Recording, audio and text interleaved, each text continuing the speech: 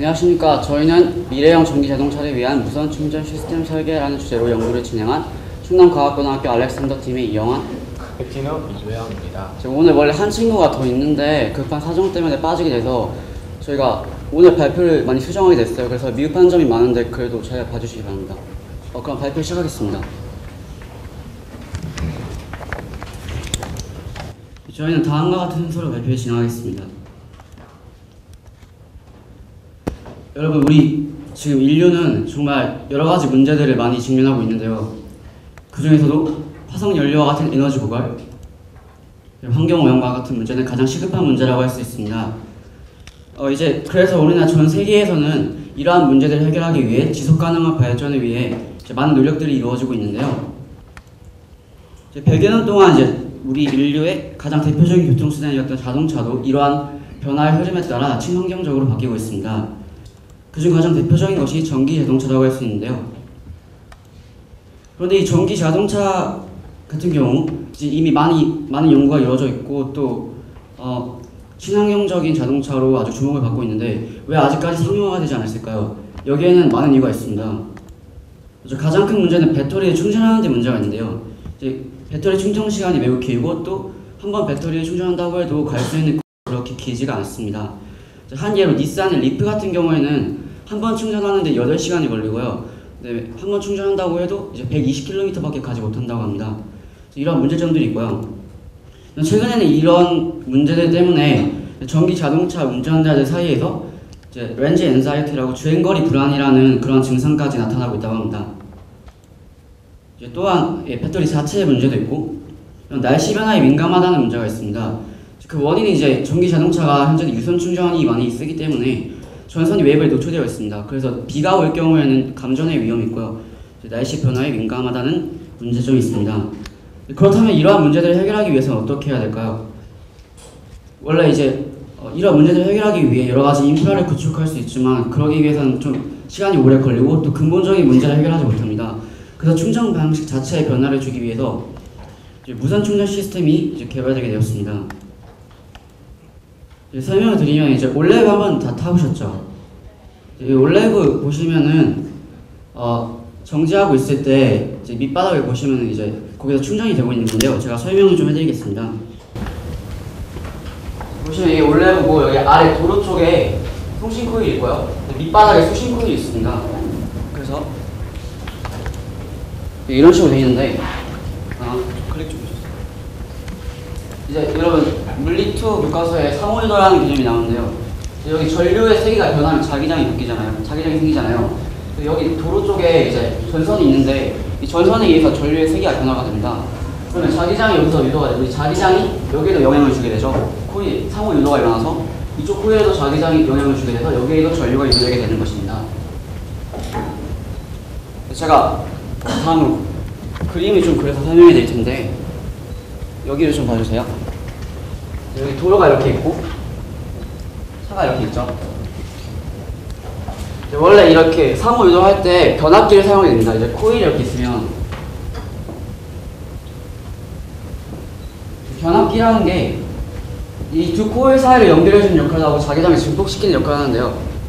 그럼 이렇게 철심, 아까 저 친구가 사진을 보여줬는데 철심이라는 건데 철심으로 철심이 이렇게 있고 이게 자기장을 증폭시키는 역할을 합니다. 그래서 자기장에 나오게 되면 이렇게 영향을 주게 되는 것인데요. 여기에서 중요한 게 저희 무선 충전 시스템은 이 부분이 없습니다. 철심에서 이 부분을 없애서 무선 충전할 수 있게 되는 거예요. 그래서 에어갭이라는 게 존재하는데 이 빈 공간이 생기게 됩니다. 여기 에어갭이라고 하는데 이 빈 공간이 그러면 클수록 전력을 전송하는데 좀 효율이 떨어지게 됩니다. 그래서 나온 것이 자기 공명 방식이라는 건데요. 잠시만. 제가 그림. 공명이라는 게 예를 들어 설명하면 제가 만약에 정말 노래를 굉장히 잘해요. 그래서 고음을 올릴 수 있습니다. 그러면 앞에 유리전이 있다고 합시다. 그럼 제가 정말 엄청난 고음을 내뿜어서 각 물체의 주파수가 있잖아요. 유리전과 같은 주파수를 제가 내뿜으면 그 두 주파수가 같게 되잖아요. 그 공진 현상이라는 게 일어나서 작은 신호가 증폭이 되게 됩니다. 그럼 이것을 이용한 게 자기 공진 방식인데요. 지금 여기에 거리가 있다 보니까 신호가 작게 돼요. 자기장이 작게 되는데 이것을 증폭시키기 위한 방법이 자기 공진 방식입니다. 그래서 통신 코일 쪽의 주파수와 수신 코일 쪽의 주파수를 같게 해서 공진 현상을 일으키게 되는 것입니다. 다음으로 회로도인데요. 이게 각각 부품에 대해서는 저희가 이제 제작 과정에서 설명해 드릴 거고요. 여기서는 간단하게 제가 설명해 드릴게요. 시리즈 회로라는 건데, 시리즈가 직렬이라는 뜻이에요. 그래서 지금 보시면 여기가 소스 통신 코일이고 통신 회로고 여기가 소신 회로인데 이 두 회로 모두 다 직렬로 연결했다는 거예요. 이 직렬 연결의 특징은 공진 현상이 일어났을 때 이제 이 값은 이제 왼쪽 값이 여기 코일 L이 코일적인 이 코일의 저항값과 C 캐패시터의 저항값이 0이 되고 오른쪽도 똑같이 이제 저항값이 0이 되면 그것의 합이 이제 전체 저항이 0이 되게 되죠. 그럼 V나 IR에 의해서 전류가 최대가 됩니다. 이 전류가 최대가 되면 이제 효율이 높아지겠죠. 그래서 저희는 이제 효율을 높이는 것이 목적이기 때문에 시리즈 회로를 사용하게 됩니다. 잠깐만 그 직렬 공진과 병렬 공진의 차이를 말씀드리면 아까 전에 보여드린 게 직렬 공진인데요. 직렬 공진은 저항이 최소화 되고 전류가 최대가 되고 장점은 효율이 높다는 건데 단점이 이제 전류가 크기 때문에 컨트롤하기가 어렵습니다. 반대로 병렬 공진은 병렬로 연결하는 건데 이제 반대의 양상을 보이는데요. 저희는 이 중에 직렬 공진을 사용해서 만들었습니다. 다음으로 저희 연구 과제인데요. 저희는 전력 전송 시스템을 구현하기 위해서 이제 직접 회로를 설계하고 직접 부품 같은 것도 다 땜질을 해서 만들고 이런 식으로 했습니다. 그리고 또한 시뮬레이션을 통해서 효율을 측정하는 과정도 거쳤습니다. 그럼 다음으로 이제 본격적인 연구 과정에 대해 말씀드리겠습니다. 일단은 무선 충전 시스템의 전체적인 회로에 대해 살펴볼 건데요. 일단 여기 맨 앞에 있는 부분이 인버터라고 해서 직류 신호를 교류로 바꿔주는 역할을 합니다. 그리고 이제 가운데 코일은 받은 교류 신호를 여기 소스에서 준 교류 신호를 로드로 옮기는 역할을 하고요. 여기 레티파이어는 정류기라고 해서 받은 교류 신호를 다시 직류로 바꾸는 역할을 하고 저것은 평활 회로라고 하는데 받은 직류 신호가 계속 떨어지게 됩니다. 그것을 유지시키기 위한 회로입니다. 그래서 저는 일단 인버터에 대해서 설명드리겠습니다. 이거 아까 그 화면에 확대한 것인데요. 여기서 같은 부품이 4개가 보이죠. 이것은 인버터를 사용하기 위해 필요한 부품인데 이거 이름이 모스펙이라고 합니다. 아까 인버터가 직류 신호를 교류로 바꾼다고 했는데 그 원리가 이제 이 모스펙이 대각선 방향으로 2개씩 번갈아 가면서 껐다 켰다 반복하면서 그것이 교류가 되게 되는 겁니다. 그리고 이것이 4개를 사용하는 것을 풀 브릿지 드라이버라고 하는데 이것은 그 자세한 설계도인데요. 일단 여기서 부품이 가운데 그 중앙 칩과 모스펙이 4개가 들어가게 되고 여기서 캐패시터 4개가 필요하고 여기서 저항이 5개가 필요한데 하나가 가변저항인 이유는 주파수를 바꾸기 위해서 하나를 가변저항으로 설정을 합니다. 그래서 이 설계도를 바탕으로 저희가 직접 땜질해서 만든 것이 이렇게 만들었고요. 이것의 뒷면은 이렇게 회로를 복잡하게 보이긴 하면 사실 간단한 거예요. 이렇게 짤 수 있습니다. 이제 이렇게 만들었으면은 그것을 시뮬레이션을 돌려보게 되는데 일단 스파이스라는 프로그램을 통해서 효율을 측정하게 되는데 여기서 앞부분에 저기 물결 표시가 있는 것이 인버터에서 교류를 보내는 것이고 저기 가운데 있는 것이 코일이고 이쪽은 정류기가 됩니다.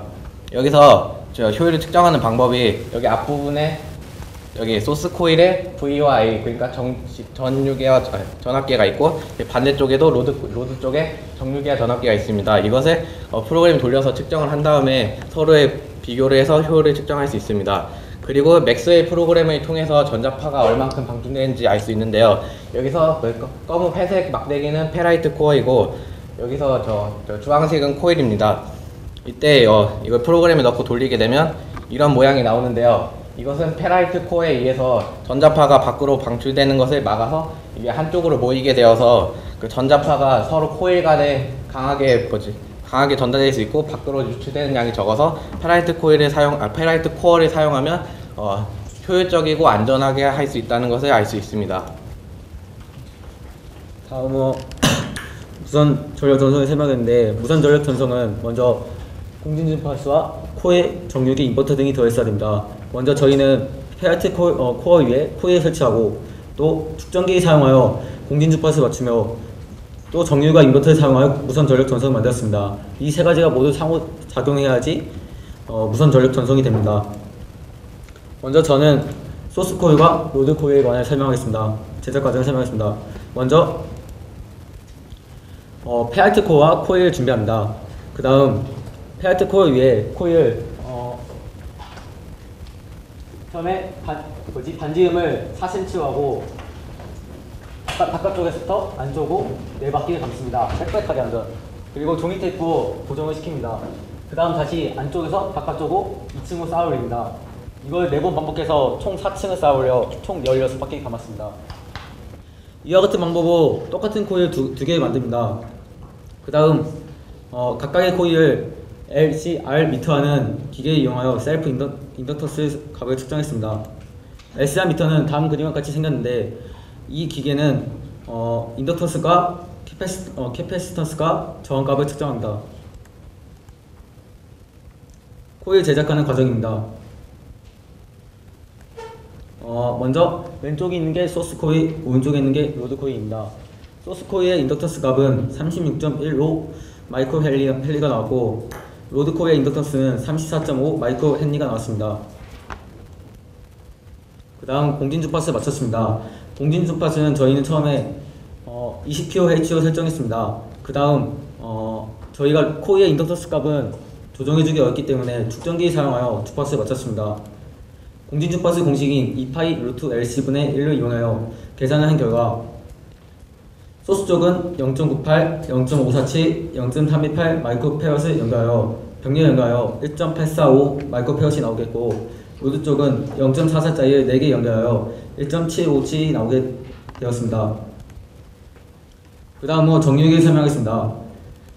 여기 정유기 안에 있는 축전기가 보이시죠? 축전기는 평화의 회원과 만들기 위해 하는데, 평화의 회원은 정유기에서 AC에서 DC로 바꿨는데 아직도 DC 안에 AC 성분이 남아 있습니다. 그 AC 성분을 제거하기 위해서 평화의 회원을 만듭니다. 여기 정유기 가동 원리인데, 정유기는 AC에서 DC로 바꾸는 건데, 전구를 키거나 모터를 돌리거나 그런 걸 가동할 때는 DC로 작용해야 됩니다. 그래서 AC로 DC로 바꾸는데, 정유기는 순방향의 저항이 작고 역방향의 저항이 커가지고 전류 한쪽 방향으로 작용하는 정류 작용을 할 수 있습니다. 여기 정유기의 패러드와 정유기를 만든 것입니다. 먼저 저희 정유기는 한 개의 다이오드 만들 수 있지만 4개의 다이오드에서 풀브릿지 렉티파이어를 만들어서 효율을 증가시켰고, 그 다음 이쪽 보시는 바와 같이 마이너스와 플러스가 있는데, 여긴 DC가 흐르고 여기는 AC가 흐릅니다. 다음으로 이제 결론에 대해 말씀드리겠습니다. 이제 아까 전에 말씀드린 이제 부품들을 저희가 연결시킨 최종 작품이고요. 제목은 알렉산더 WTP 카입니다. 네. WTP가 와이어리스 파워 트랜스포테이션인데 이거 잘못된 것 같네요. 이제 실험 동영상을 보여드리겠습니다. 직접 이제 연결해서 자동차에 돌려보는 것인데요.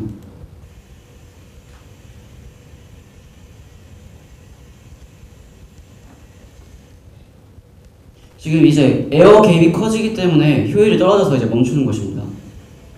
다시 에어 갭을 줄이니까 돌아가죠. 네. 박수. 저희 굉장히 뿌듯했고요. 왜냐면 이것이 엄청 저희가 땜질을 직접 하고 되게 정말 힘들었는데 마지막에 모터가 돌아가니까 정말 좋아서 죽을 것 같았습니다. 이제 연구의 한계점에 대해서도 말해야겠죠.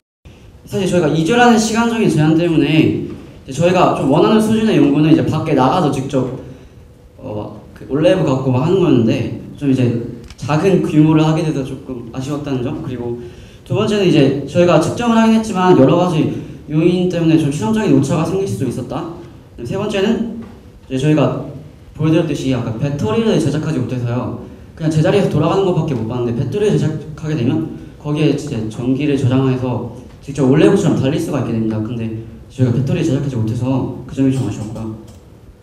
이제 재원은 이제 앞으로 이제 무선 전력 전송 시스템이 굉장히 요즘 뜨고 있는데 여러분 다 아시다시피 올레브가 이제 카이스트를 대표하는 발명품이잖아요. 저희가 그거 연구했는데 이제 그게 연구가 활발히 진행돼서 이제 전기 자동차의 상용화가 좀 더 현실화됐으면 좋겠고 또 이제 무선 전력 전송 시스템이라는 게 최근에 이제 스마트폰 같은 경우에도 그냥 맨바닥에 올려놔도 충전되는 시스템이 있거든요. 이제 그런 식으로 이제 다른 분야에도 적용되었으면 좋겠다라는 바람이 있고 세 번째로 이제 장거리 전력 전송 같은 경우에 전파를 전송하게 될 때 이게 인체 해가 돼서 좀 문제가 되는데 이런 것들이 해결돼서 장거리에서도 전력이 전송될 수 있기를 저희가 재원으로 넣었습니다. 연구를 마치면서 네. 한 명씩 조금씩 느낌 말할까요? 저부터 아니에요? 저만 말할게요 그럼. 백준 학생이 대표로 말하겠습니다. 저희가 안 해본 땜질도 하고 코일도 감고 참 힘들었어요. 근데 이렇게 마지막으로 막 전력이 전송되는 거 보니까 참 뿌듯했습니다. 그리고 수고해주신 조교님께 감사드리고요. 그 맛있는 간식을 사주셔서 감사합니다. 어제 족발 맛있었습니다. 네, 감사합니다. 그리고 이거는 알렉산더 두글스님이 옛날 TV에서 콘서트에서 당첨되고 잠깐 나왔던 건데요. 여기 어떠죠? 저희 조교님 다들 아시죠? 저 유명한 태국 스타잖아요. 정말 많이 도움을 주셨는데 정말 감사하다는 말 여기서 드리고 싶고요. 이제 그럼 이것으로 마치겠습니다.